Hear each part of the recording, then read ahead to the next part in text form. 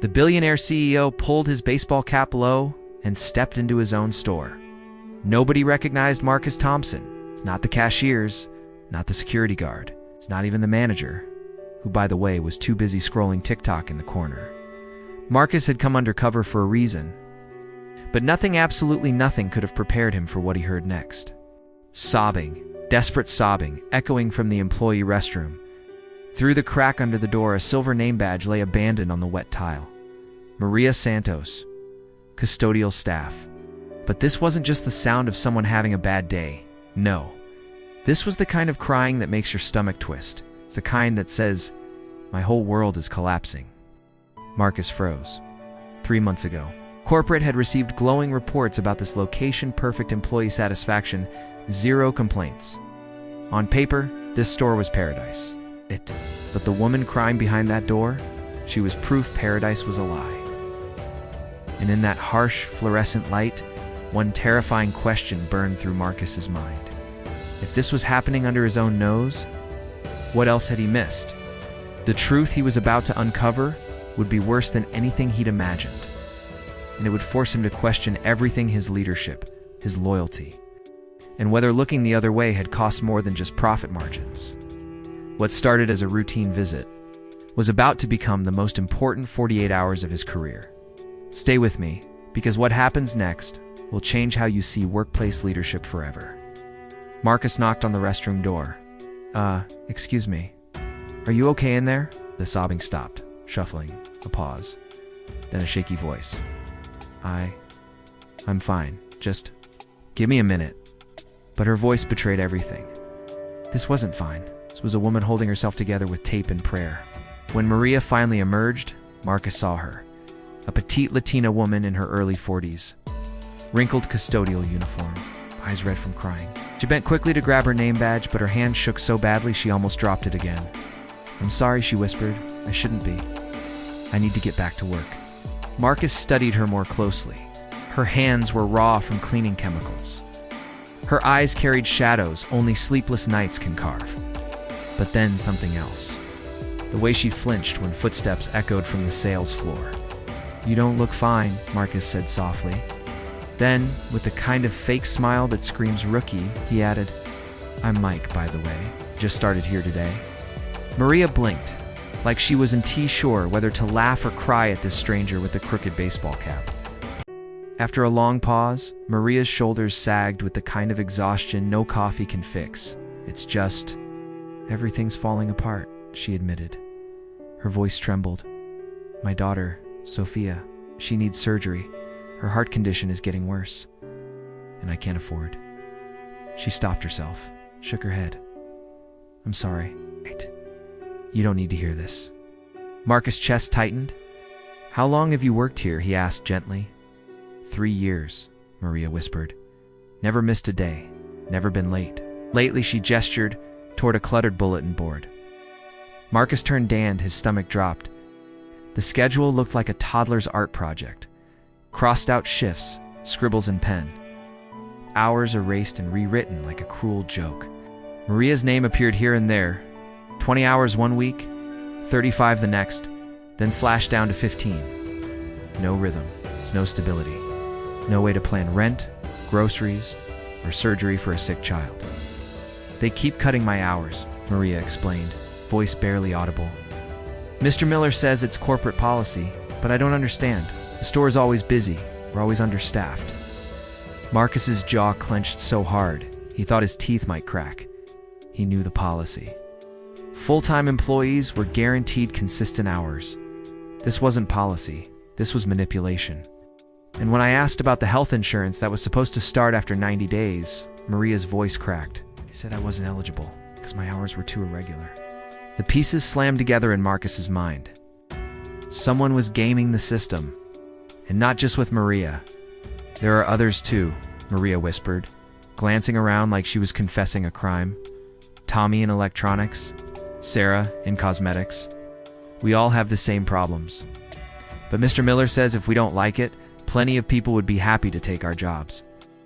A chill ran down Marcus's spine. Brad Miller, the regional manager. On paper, his performance reviews were squeaky clean. In reality, He was running the place like a sweatshop. Maria leaned closer, desperation trembling in her voice. "Listen, Mike, I need this job. My daughter's only 8. Without the surgery?" She couldn't finish. Instead, she pinned her name badge back onto her uniform with shaky fingers. That small silver rectangle wasn't just a name. It was her daughter's medical care, their rent, their survival. Someone was weaponizing her desperation. "I should go," she said quickly, glancing toward the main floor.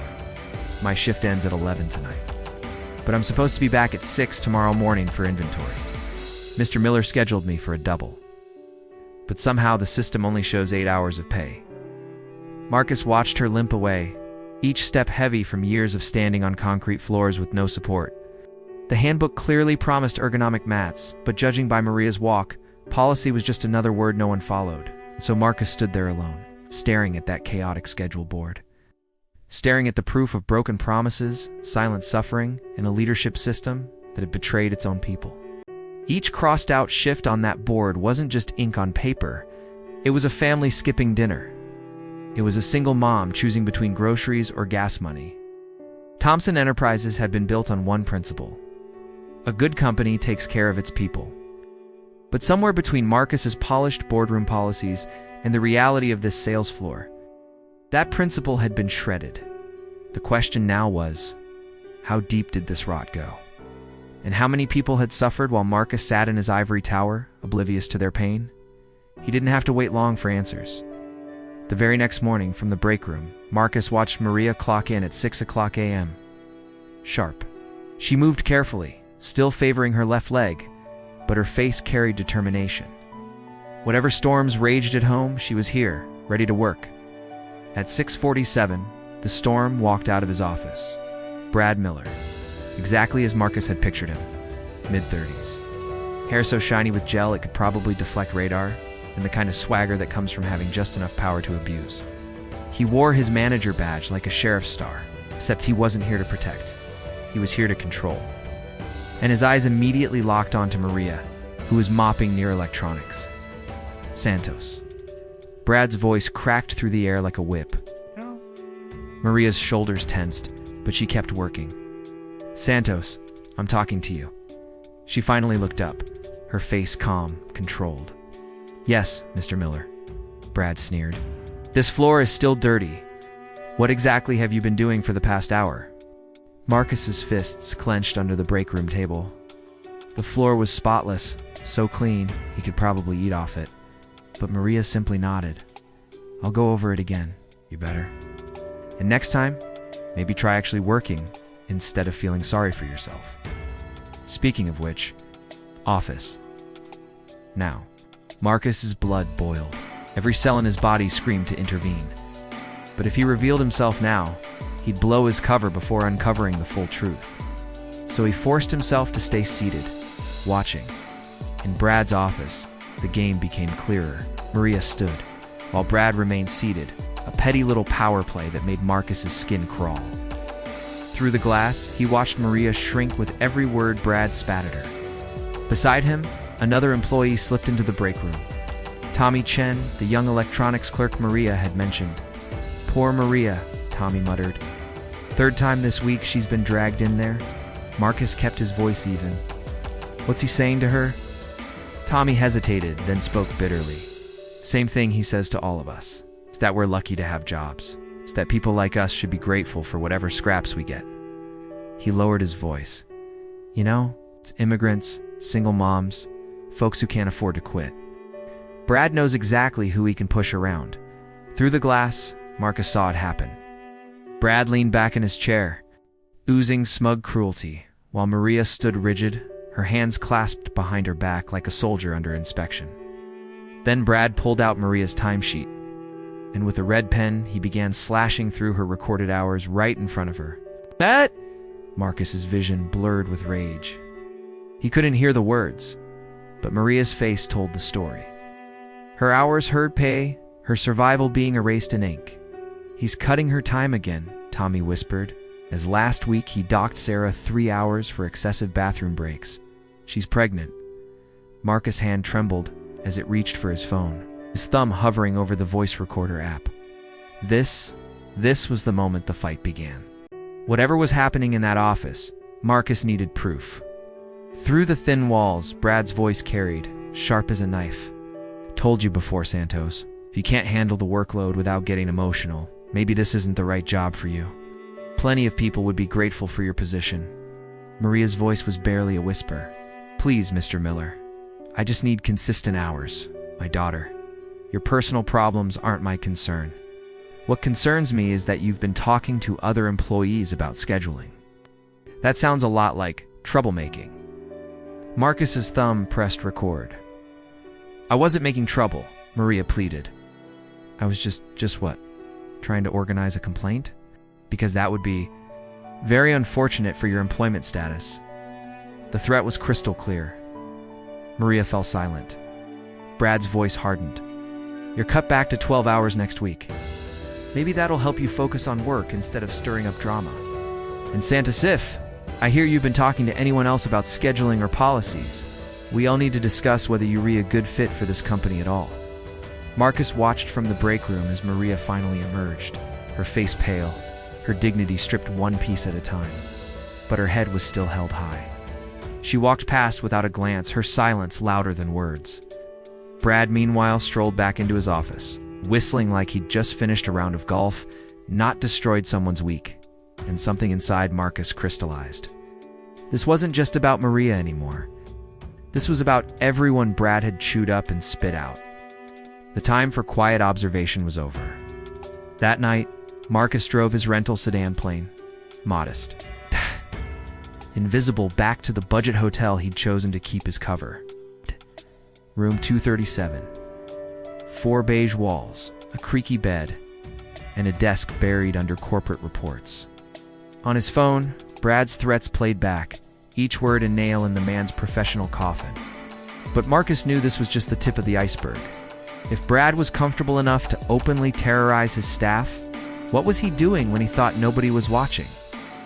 Marcus pulled up employment records, and what he saw made his stomach turn. 8 months, 60% turnover. On paper, they'd all resigned voluntarily. But Marcus knew better. Nobody voluntarily left a job in this economy. They'd been driven out. Brad's own file, meanwhile, glowing. Labor costs down 23%. Efficiency up. 0 HR complaints. On paper, Brad Miller was a model manager. Marcus saw the game now. Keep employees desperate. Cut their hours so they never qualify for benefits. Silence anyone who might complain. Elegant in its cruelty. But Marcus was done playing by Brad's rules. He opened a new browser window and crafted a deeper cover. Mike Henderson, laid off construction worker. Desperate. No family. Grateful for scraps. Exactly the kind of man Brad loved to exploit. Marcus practiced the role in the mirror. His posture, his speech, even his walk. He didn't have to dig deep. He'd grown up in neighborhoods just like this before his business took off. The key wasn't acting, it was remembering. The next morning, Marcus walked back into the store. Worn jeans, secondhand sneakers, shoulders slightly hunched with the weight of desperation, and he approached Brad's office with the perfect mixture of eagerness, bait. Marcus walked into Brad's office, posture slouched, voice carrying just enough desperation. Excuse me, Mr. Miller, I heard you might have some openings. We'll take any shift, any hours you've got. Brad looked up from his computer, eyes narrowing like a predator spotting easy prey. Marcus could practically see the numbers crunching in his head. Another desperate worker to exploit. Experience? Brad asked flatly. Construction, mostly. But that dried up. I need steady work. Not picky about the job, cleaning, stocking, whatever keeps me fed. Brad leaned back, lips curling into a smirk. References. Marcus slid over the resume he'd spent days perfecting. Fake names, fake numbers, real enough to fool anyone like Brad. These guys will vouch for me. I show up, I work hard, I don't cause problems. That last line made Brad grin. A wolf seeing the sheep walk into the pen. I like that attitude. Tell you what, Mike, he dragged out the fake name. Night shift, custodial, $12 an hour. You'll be working with Maria. But don't let her fill your head with complaints. She's got a tendency toward drama. The cruelty was casual, like flicking lint off a shirt. Marcus wanted to lunge across the desk. but instead he nodded eagerly. "That sounds perfect, sir. When do I start? Tonight? 10 o'clock? And Mike?" Brad leaned forward, lowering his voice. "I reward loyalty. People who play by the rules, they do fine. People who cause trouble." He let the silence finish the sentence. Marcus forced a smile. "I understand." Oh, he understood. Just not in the way Brad thought. Marcus crept down the hallway, heart pounding so loud he was sure Brad could hear it. Through the crack in the door, Brad's glowing monitor painted his face like a villain in some cheap horror movie. But this wasn't a movie. This was real.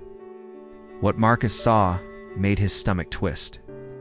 Brad wasn't just adjusting the schedule. He was stealing lives one keystroke at a time. Hours meant for Maria, Tommy, Saragon. Instead, they were all being funneled into one name. B. Miller Jr., a ghost worker, fake employee. It's probably Brad's own son, or worse. Just a clever way to pay himself extra for doing nothing. Marcus whispered under his breath. "So that's your game?" Pulled out his phone, angling the camera just right. Every click, every hour stolen it, was all caught on video. And then came the real gut punch. Brad switched tabs. It's the health insurance enrollment system. He opened Maria's file. With a smirk on his face, he reclassified her from full-time to part-time temporary. Just like that. Her daughter's surgery, her family's future wiped away by a few casual keystrokes. Marcus's hands shook so badly, he almost dropped his phone. The rage inside him was volcanic. He wanted to kick that office door off its hinges and slam Brad. Ass head into the keyboard until the truth spelled itself out in bruises. But he didn't. He couldn't. Not yet. He forced himself to breathe. Document. Don't detonate. By 3 a.m., Brad strutted out of his office, looking smug enough to choke on. "Henderson," he barked, "move all the pallets from the back room to the sales floor. By yourself." Marcus looked at the stack. It was a mountain. A job for 4 men, maybe 5. "All of them?" he asked, as if Brad might suddenly show mercy. "Problem with that? I can find someone who won't give me attitude." Marcus's smile was tight, almost polite. "No problem at all, sir." Inside, though, he was already writing Brad's professional obituary. For the next hour, Marcus pushed, hauled, and dragged hundreds of pounds of merchandise until his back screamed like it was splitting in half. Sweat poured. His hands blistered.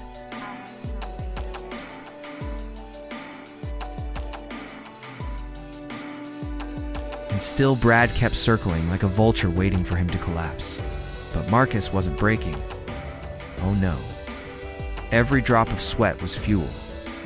Every box he lifted was another nail for Brad's coffin. By 4 a.m., he had the evidence of a lifetime. Wage theft, benefit fraud, unsafe working conditions, harassment. It wasn't just a case. It was a career ender, a headline waiting to explode. And yet, as dawn crept in, Marcus's eyes landed on Maria, dragging her mop like it weighed a ton. She was limping, shoulders trembling, body broken after 10 brutal hours. That's when it hit him like a gut punch. This wasn't just about Brad Miller anymore. This was about every predator in every store, every company that let people like him flourish, while workers like Maria bled in silence. Brad was just one head of a much bigger monster, and Marcus, he wasn't here to kill just one snake. He was going to burn down the whole pit. But first, he needed the smoking gun. At 5:30 a.m., the pattern revealed itself. Like clockwork, Brad's office phone rang. 2 short bursts, 1 long. Every 30 minutes. Same hushed tone, same length of call. Marcus had seen enough spy movies to know this wasn't small talk. This was business. He grabbed a trash bin and rolled his cart toward the office. Maria's warning echoed. He'd dose in tea like anyone near his office during paperwork. Don't worry, Marcus thought. I'm not taking out the trash. I'm collecting it. The office hallway was dim, shadows stretching long and sharp. Through the frosted glass, Brad's silhouette leaned over the desk like some cartoon mob boss. Then the phone rang. Marcus froze. 2 short bursts. 1 long. Showtime. Brad's voice drifted through the thin walls. Low. Ugly. Calculated. Miller here. Yeah, I got your numbers. Santos is down to 12 hours. Chen's at 15, the pregnant one. Sarah, putting her on inventory duty? That'll make her quit inside a month. Marcus's blood turned to ice. No complaints filed. They're too scared to go to corporate. I've made sure of that. And then Brad laughed. That smug, satisfied laugh. The kind of sound villains make when they think nobody's watching. Except this time, somebody was. And that somebody had the whole thing on record. Marcus crouched low in the dim hallway, his phone recording every word leaking through the thin wall. Inside the office, Brad's voice rolled out, smug and careless, like a man too comfortable with his power. The beauty is, corporate sees our labor costs dropping and thinks I'm some kind of efficiency genius, Brad bragged. A muffled question came from the phone on his desk, but Marcus couldn't catch the exact words. Of course, I'm covering my tracks, Brad continued smoothly. Fake performance reviews for all of them. Attitude problems, reliability issues. You know the drill. If anyone asks, I've got a paper trail showing they deserved what they got. Marcus heard the scrape of a drawer, papers rustling as Brad flipped through files. Here's the beautiful part. I'm billing their cut hours to my nephew's employee ID. Kid's making $800 a week, hasn't stepped foot in the store. Corporate pays him. I control the account, and I pocket the difference. Marcus felt his chest tighten, rage threatening to break through his calm facade. Brad kept going, almost bragging to his unseen partner. And it's not just here. I've been running this scam across multiple stores. Every single one. Clean, simple, untouchable. Marcus's phone trembled in his hand as he recorded. He knew this was bigger than one manager. It was fraud, conspiracy, federal crimes laid out in plain words. But then Brad's voice took a turn that made Marcus freeze. The Santos woman? She's the perfect target. Single mother, doesn't speak up. I could cut her to 0 hours and she'd still crawl back begging for work. Marcus' pulse hammered in his ears. Brad chuckled lightly, his tone dripping with cruelty. Her kid needs some kind of heart surgery, so she'll take whatever abuse I dish out. That desperation, it's leverage. These people, they're grateful for scraps. They think they're lucky to have any job at all. The chair creaked as Brad leaned back, perfectly at ease. Don't worry about exposure. Who's gonna believe him? A bunch of immigrants and high school dropouts against a regional manager with stellar performance reviews? Corporate would laugh them out of the building. A sharp click. The call ended. Marcus backed away from the office door, his heartbeat pounding in his throat. He knew exactly what he had. Brad's own words, it's not just fraud, but his entire philosophy of exploitation, laid bare in one damning recording. Later, on the quiet sales floor, Marcus spotted Maria finishing up the last of the cleaning. Her movements were slower than usual, her face pale. Every few seconds, she pressed her hand against her chest, as though holding something in. Maria? Marcus said softly, concern cutting through his voice. Are you okay? She forced a small, tired smile.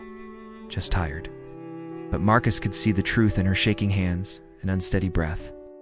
When was the last time you saw a doctor? He asked. Maria let out a bitter laugh that dissolved into a weak cough. Doctors cost money. My insurance doesn't kick in until I work 90 days straight, and Mr. Miller. She shook her head, the smile fading. He makes sure that never happens. Marcus looked at her, jaw set tight, anger and resolve colliding inside him. The phone in his pocket felt heavier now, every recording like a weapon waiting to be unleashed. For the first time, he understood the stakes weren't just corporate abuse. They were life and death. Marcus watched Maria struggle to lift a bag of trash that couldn't have weighed more than 30 pounds. To anyone else, it was just garbage. To Marcus, it was a crushing symbol of what Brad Miller had reduced her to. A woman slowly working herself to death, while her tormentor treated her pain like after-hours entertainment. At exactly 6 a.m., the devil himself emerged. Brad strolled out of his office with a stack of paperwork and a grin that said, he'd just robbed a bank and gotten away with it. Good work tonight, people, he called out, voice dripping with false cheer. Santos, make sure you're here at 2 p.m., sharp for inventory. Henderson. I might have more shifts for you if you keep this up. Then he whistled tunelessly, a little off-key melody that somehow made him even more unbearable, and disappeared into the morning light. Marcus stood there, phone heavy in his pocket, evidence heavier still in his conscience. He had everything he needed. Tomorrow morning, He'd end Brad Miller's reign of terror. But tonight he had to watch Maria limp to her car, knowing she'd be back in less than 8 hours to endure it all again. The smoking gun was loaded. Now it was time to fire. Marcus didn't sleep. He sat in his hotel room surrounded by papers, recordings, and photographs. His laptop glowed like a battlefield command center. By sunrise, he had assembled a dossier so airtight it could sink Brad's entire empire. Recorded confessions, forged performance reviews, payroll fraud, shell accounts. He wasn't just preparing a case, he was preparing for war. At 1:45 p.m., Marcus walked back into the store as Mike Henderson, the quiet, hardworking new hire. One last performance. He found Maria in the break room, trying to choke down a peanut butter sandwich. Her hands trembled with nausea, her skin pale. "You sure you're okay?" Marcus asked gently, though the worry in his voice betrayed him. Maria smiled thinly, her strength wearing thinner. "Just need to get through today," she whispered. "Sophia's surgery got moved up to next week. I can't afford to miss any hours." Marcus felt his resolve harden into steel. Enough was enough. At 2:00 p.m., Sharp Brad gathered about 15 employees near customer service. Maria was there, Tommy was there, Sarah, now visibly pregnant, was there. Each face was a story of exhaustion, fear, and quiet defiance. Brad strutted in front of them like a king addressing peasants. Clipboard in hand, voice loud enough to echo. "All right, people, listen up. Corporate's breathing down our necks about inventory accuracy, so here's how it's going to work. From now on, any discrepancies come out of your paycheck. Lost merchandise, miscounts, damaged goods, all of it. You break it, you buy it." A murmur rippled through the crowd. Fear, anger, disbelief. Everyone there knew this was illegal. Everyone there knew Brad didn't care. "I know some of you might think this is unfair," Brad smirked, his eyes locking on Maria. "But maybe if certain people paid more attention to their work instead of worrying about personal problems, we wouldn't need these measures." The cruelty was so sharp, it cut through the air like glass. That was the last straw. Marcus stepped forward from the back, his voice steady but firm. "Actually, Brad, I think there's something unfair here, but it's not what you think." Brad froze, caught off guard. His smile twitched. "Henderson, you got something to say?" "Yeah," Marcus said, pulling out his phone. "I've got quite a lot to say." He tapped the screen. A voice rang out over the circle. Brad's voice. "The Santos woman. She's the perfect target. Single mother, needs the insurance, doesn't speak up." The effect was electric. Maria's hand flew to her mouth. The employees around her stiffened, anger rising in their eyes. Brad's face drained of color. "What the hell is this?" Brad sputtered. "This," Marcus said calmly, stepping closer. "This is you. It's tonight." 5:30 a.m., boasting about wage theft, benefit fraud, and manipulating schedules. "Don't worry, I've got the whole collection. You recorded me illegally," Brad snapped, desperation bleeding through his voice. Actually, Marcus countered with the coolness of a seasoned lawyer. "Michigan is a one-party consent state. Perfectly legal. But what isn't legal?" He leaned in. "Wage theft, benefit fraud, conspiracy, federal crimes." Brad, the employees closed in, eyes burning with fury. The man who once held all the power was suddenly cornered, drowning in the silence of their hatred. Brad's voice cracked. "You don't know who you're messing with, Henderson. I'll have you arrested for..." "For what?" Marcus shot back. "Exposing the truth." And then, Marcus reached into his pocket one last time, not for his phone, for something heavier, something that carried more weight than any recording. A badge, gleaming gold. The words engraved on it made Brad stumble back as though he'd seen a ghost. CO. Thompson Enterprises. The room went silent. Silent enough that Marcus could hear the hum of the fluorescent lights, the faint squeak of shopping carts in the distance, and the sharp breath of 15 employees realizing their lives had just changed. Marcus's voice carried across the store, clear and unshakable. "My name isn't Mike Henderson." He let the words hang for a moment. "I'm Marcus Thompson." And with that, the room erupted. "I own this company, and you, Brad Miller, are finished." The explosion was instant. Gasps, whispers. A few employees even stepped back as if lightning had struck right in the break room. But Marcus never blinked. His eyes stayed locked on Brad, and Brad's face, so it was a carousel of emotions. Shock, fear, finally desperate, sweaty anger. "You can't do this," Brad screamed. "I've got rights. I've got a contract," Marcus's reply, cut like steel. "You had a contract? Fraud voids everything." He raised his hand like a general calling in the troops. Security. And right on cue, to Thompson Enterprises security officers entered. Broad, sharp, the kind of men who didn't ask twice. Brad Miller once said flatly, "You're terminated effective immediately. You're also under investigation for wage theft, benefit fraud, and conspiracy." Brad's face twisted. He pointed at the employees like a drowning man reaching for anything. "You can't prove a thing. It's their word against mine." I was going to believe a bunch of Marcus's voice sliced through the air. "Careful, Brad." He stepped forward, lowering his tone but doubling its power. "I've got your own confession. I've got computer logs, photographs, witnesses, and one more thing." He leaned in close enough for Brad to feel the weight of every syllable. "I've got power, real power, the kind you've been pretending to have." Brad's shoulders sagged. The fight drained out of him like air from a punctured balloon. "This isn't over," he muttered. "Yes," Marcus said coldly, "it is." The officers took him by the arms. And as they marched, Brad out past checkout lanes he'd poisoned with fear. Past customers craning their necks. Past the office where he had orchestrated so much pain, Marcus felt a satisfaction deeper than any billion-dollar merger. But even in that moment of victory, he knew the real work was only beginning. Silence. Absolute silence. 15 employees stood in a shaky circle, staring at the man they thought was a janitor now revealed as their CEO. Relief battled with confusion on their faces. Maria's trembling voice broke the quiet. You're really the owner?" Marcus nodded, eyes steady. "I am. And I owe you all an apology.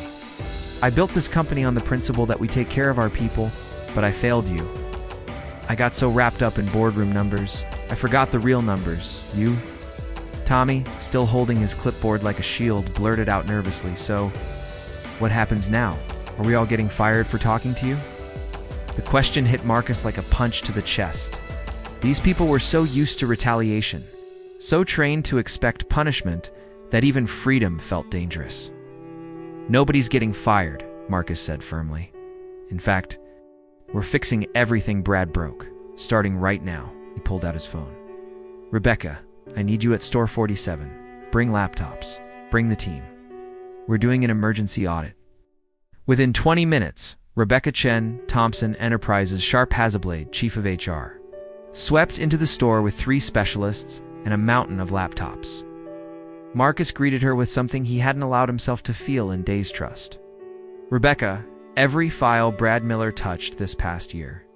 Full wage restoration. Immediate benefits enrollment. No exceptions." Rebecca adjusted her glasses, already typing. "On it, by tonight, every one of them gets back what was stolen." For the first time in months, maybe years, hope stirred in the break room. And Maria. She pressed her hand to her chest, fighting back tears, for once not from exhaustion, but from relief. Rebecca's team stormed into the break room like a corporate SWAT unit, laptops snapping open, fingers flying, paperwork spreading across tables. This wasn't cleanup. This was justice in real time. "Maria Santos," Rebecca called, eyes fixed on her tablet. Maria froze like a student caught chewing gum in class. She nodded slowly, her hands twisting together. "You've been here 3 years, correct?" Maria nodded again, still not daring to hope. Rebecca's brows furrowed. "Brad's records list you as part-time temporary, with no benefits. But according to your actual hours, you've been full-time, for 34 months straight." The room went still. Even the vending machine seemed to stop humming. Rebecca's fingers danced across the screen. Tap, swipe, done. "As of right now, you're classified as full-time permanent. It's complete health coverage. It's retroactive to your original hire date." Maria's knees buckled. Marcus lunged forward, catching her arm before she hit the floor. Tears spilled down her face as she whispered, almost afraid to say it out loud. "My daughter's surgery?" Rebecca's voice softened, but stayed steady. Rebecca's voice softened, but stayed steady. Pre-authorization goes in today. Pre-authorization goes in today. The sound that tore out of Maria was part sob, part laugh, part prayer. A sound of relief so deep, it cracked everyone's chest open. But Rebecca wasn't finished. She glanced back at her screen. And Maria Ure owed exactly $14,847 in stolen wages and unpaid overtime. That check will be cut within 48 hours, gasps, whispers. One employee actually dropped a mop. Maria covered her mouth, her body trembling. For 3 years, she had been scraping pennies together for bread. And now, nearly $15,000 was being handed back to her. Around the room, it was happening again and again. Rebecca's team moved like angels with Wi-Fi, restoring stolen hours, rewriting lives line by line. But Marcus had something bigger in mind. He stood in the center of the room, voice cutting through the chaos like a judge about to deliver a verdict. Everyone, listen carefully. What happened here can never ever happen again. His words carried the weight of a man who'd built a billion-dollar company from scratch, and now realized where he had failed. He turned towards Sarah, the cashier, who'd been hiding her pregnancy under baggy sweaters. "Sarah, how far along are you?" Her eyes darted nervously. 7 months. Marcus didn't miss a beat. Effective immediately. You're on paid leave until your maternity leave ends. It's full salary, full benefits, and your job waiting for you when you come back. Sarah's hand shot to her belly, as if making sure her baby had heard it too. Her eyes filled with tears. Then Marcus turned to Tommy, the nervous stock boy with the clipboard. "Tommy, you mentioned wanting management. How does assistant store manager sound?" Tommy blinked. His clipboard slipped right out of his hands and clattered to the floor. "Sir, I don't even have a college degree." Marcus cut him off with a grin. "You've got something better. You've done every job in this store and you care about the people in it. That's what I need in management." Tommy's jaw dropped. The other employees erupted in cheers, some clapping, some wiping their eyes. But Marcus wasn't finished. Not yet. He turned back to Maria, the woman who had unknowingly triggered this revolution. The woman Brad had called grateful for scraps. "Maria." His voice dropped into something personal. "I have an offer for you." She looked up, eyes still swollen from crying. "I want you to be the new store manager." Silence was so heavy you could hear the buzzing of the fluorescent lights. Even Rebecca's team froze mid-keystroke. "Sir," Maria stammered, I just clean floors. I don't know how to." Marcus leaned forward, every word carrying steel. "You know how to work harder than anyone should have to. You know how to care about people even when you're mistreated. You know this store better than anyone alive. And Maria, you've been managing the impossible for 3 years. Running a store will be easy by comparison." She shook her head, voice breaking. "But I don't have experience. I'll provide it. Training, business courses, development programs, you name it. Starting salary, $65,000. Full benefits. Bonuses tied to employee happiness, not just profit." Maria's lips parted like she'd misheard. 65,000. 65,000? Marcus repeated. "And that's just the beginning. Good managers get promoted to regional. Those pay 6 figures. The room shifted. Employees straightened, taller, like hope itself had given them better posture. For the first time, they saw a future. But Marcus had one more ace to play. One last change, he announced. "From today forward, every Thompson Enterprises store will have an employee council, representatives elected by you, direct access to corporate leadership. No more whispers, no more fear. Your voices will decide how we operate." The room erupted cheers, tears, even laughter. For the first time in years, these workers felt like human beings instead of disposable labor. And Maria? She stood in the middle of it all, wiping her tears, standing taller than ever. The janitor had just become the manager. Injustice had just become policy. Maria no longer wore the faded custodial uniform. In its place was business attire, a nameplate on her desk proudly reading Maria Santos, store manager. She leaned over a laptop with the focused intensity of someone who had not only stepped into a new role, but into a new life. The timid woman who once scrubbed bathroom floors was gone. In her place stood a leader, carrying herself with authority born not of fear, but of hard-earned competence. The office walls told their own story. Employee satisfaction charts had climbed from Brad's miserable numbers to industry-leading levels in just 3 weeks. The store was no longer a place of dread, but of possibility. Workers once silent now spoke with confidence. Sarah built a feedback system that gave customers a real voice. Even the part-time teenagers were offering innovations. On the sales floor, the transformation was visible. Employees moved with purpose, customers lingered with smiles, and the entire building hummed with a quiet pride. But nothing compared to the news about Sophia. Her surgery had been a success. The little girl would now run and play like any other child. For Maria, this victory was more than medical, it was personal proof that survival could give way to joy. Then came a revelation that stretched far beyond one store. Quietly, Maria had been speaking with managers from other companies, and what she uncovered chilled Marcus to his core. Brad's abuses, wage theft, benefit manipulation, psychological games were not isolated. They were part of a pattern, a playbook whispered across the retail world. Maria proposed something radical. A certification system worker verified, not corporate approved, where only stores that treated employees with fairness and dignity could earn the mark. Customers would finally have a choice, real accountability, driven not by Wall Street, but by the very people on the front lines. The idea sparked a new fire. In just 6 months, the woman once too afraid to ask for consistent hours was now designing a blueprint for industry reform. The evidence of change was everywhere. Brad's chaotic scheduling board had been replaced by a clean, predictable calendar. A photo collage from the store's first-ever employee appreciation picnic hung proudly nearby. The dreaded place of whispers and fear had transformed into a workplace of laughter, energy, and respect. And then came a gesture Marcus never expected. Employees presented him with a framed photograph. Every worker gathered in the newly renovated break room. Maria at the center, holding a small handmade plaque. Best Place to Work 2024.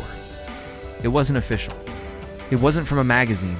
It was from them, the only people whose opinion ever truly mattered. For Marcus, no award, no Wall Street praise, no shareholder standing ovation had ever meant more. In that moment, he understood. They had rescued him from becoming the kind of leader who forgets why businesses exist at all. Not for numbers, not for shareholders, but for people. Months later, as he stood before a packed auditorium at the National Retail Federation's annual conference, Marcus knew he carried a different story. He no longer spoke of quarterly profits or growth charts.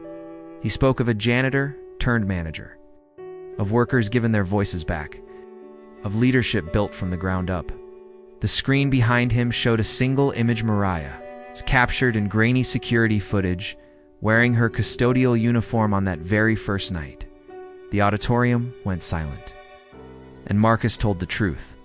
By every Wall Street metric, his company had been a success. But beneath the shine, good people had been suffering while predators profited from their pain. Leadership, he said, was never about commanding from above. It was about listening from below. Because those closest to the problem are often the ones holding the solution. He clicked again, and the slide changed. On the screen appeared Maria, no longer in her janitor's uniform, but seated at her desk in a sharp store manager's blazer, surrounded by her team, reviewing quarterly reports. The caption read, "Maria Santos, store manager." Marcus's voice carried across the hall. "Today, Maria manages one of our highest performing locations. Employee satisfaction, 94%. Customer ratings, up 47%. Profits, up 23%. Why? Because when you treat people right, everything else follows." The audience erupted in applause, and Marcus gestured toward the front row, where Maria herself sat proudly, representing Thomson Enterprises at her very first national conference. But Marcus's tone shifted, softer, more deliberate. This, he said, was not really about Thomson Enterprises. It was about something bigger. Every company, every leader, every human being who had the power to make someone else's day better or worse. The slides rolled on with results that were nothing short of seismic. A worker-verified fair employment certification already adopted by 12 major retailers. industry-wide wage theft investigations that had returned $2.3 million directly to workers, federal legislation strengthening, labor protections sparked by a story that had begun in the shadows of one forgotten store. The numbers were staggering, but Marcus didn't linger on numbers. Instead, he looked straight into the cameras, broadcasting the keynote live. His voice dropped. 6 months ago, I heard someone crying in a bathroom, and I decided to knock on the door. That simple act of curiosity changed everything. Not just for Maria, not just for Thompson Enterprises, for thousands of workers across this industry. He stepped closer to the edge of the stage, eyes locked on the crowd. So here's my challenge. When was the last time you really listened to the people who work for you? Not in a scripted meeting, not in a sanitized survey, but really listened. When did you last see your workplace through the eyes of someone who cannot afford to lose their job? The hall went silent. The air felt electric. Then the final slide appeared on the screen, a photo of the Thompson Enterprise Employee Council. Representatives from all 47 stores sat around a table as equals, no one higher, no one lower. Applause thundered through the auditorium, rising like a wave. Marcus stood still, letting it wash over him. Beneath the pride, beneath the satisfaction, was something far deeper. Purpose.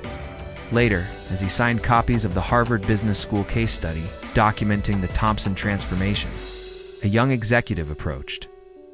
Nervous, eager, hopeful. "Mr. Thompson," he said, "I think we might have some issues at my company. Where do I start?" Marcus smiled, reached into his folder, and handed over a card. Maria's card. "Start by listening. And when you hear something you don't like, don't rationalize it away. Fix it." That evening, Marcus called the store, as he always did. "How's Sophia doing?" he asked. Maria's voice beamed through the phone. "Perfect. Her cardiologist says her heart's stronger than most kids her age. She's been begging to visit the store again. She wants to see Mama's office." Marcus laughed. "Bring her by any time. I'd love to meet the little girl who helped save our company." But then Maria's tone grew serious. She'd received a call from a custodial worker at Henderson Retail. The woman had seen Maria's story in the news and wanted to know if their employee council model could work in other companies. "What did you tell her?" Marcus asked. "I told her to document everything, to find allies, and that we'd help her if she needed it." "Was that okay?" Marcus's smile returned. "That was perfect. You're thinking like a real leader now?" After the call, Marcus stood at his window staring at the Detroit skyline.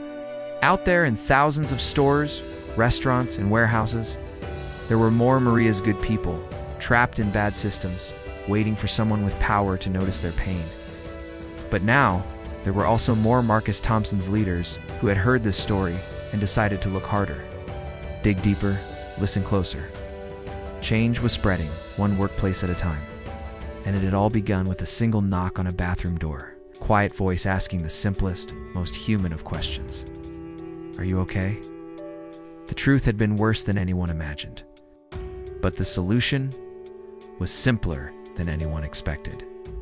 Treat people like human beings, and everything else falls into place.